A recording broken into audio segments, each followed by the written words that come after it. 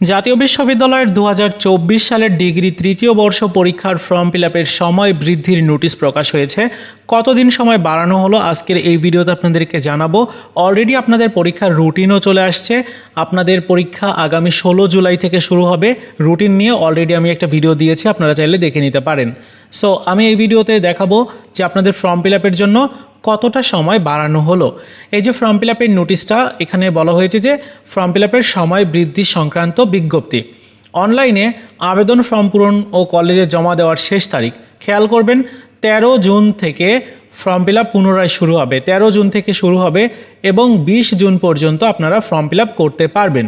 যারা কোনো কারণে ফর্ম ফিল আপ করতে পারেননি, অর্থাৎ ওই যে ওয়েবসাইটে সমস্যা ছিল, আপনারাও কিন্তু চাইলে এই সময়টার মধ্যে ফর্ম ফিল আপ করে নিতে পারবেন। তাই এখন যারা ফর্ম ফিল আপ করেননি, সো আপনাদের টেনশন করার দরকার নেই, আপনাদের ফর্ম ফিল আপের সময় বৃদ্ধি হয়েছে। এবারে আপনাদের যে রুটিনটা দিয়েছে সেই রুটিনটা আপনাদেরকে একটু দেখাতে চাই, কারণ অনেকেই এই রুটিনটা দেখেননি। সো আপনাদের পরীক্ষার রুটিন কিন্তু এইটা। আপনাদের পরীক্ষা যেটি, সেটির কোড হচ্ছে ১১০৩। পরীক্ষা আরম্ভের সময় দুপুর ২টা।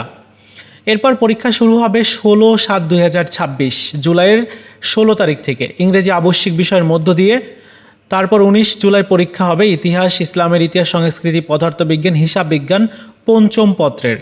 সো আপনাদের পরীক্ষার জন্য কিন্তু খুব একটা বেশি সময় নেই। পুরো রুটিন হচ্ছে এইটা। আমাদের রুটিন নিয়ে কিন্তু অলরেডি একটা ভিডিও দিয়েছি, সেখানে বলা হয়েছে সব কিছুই।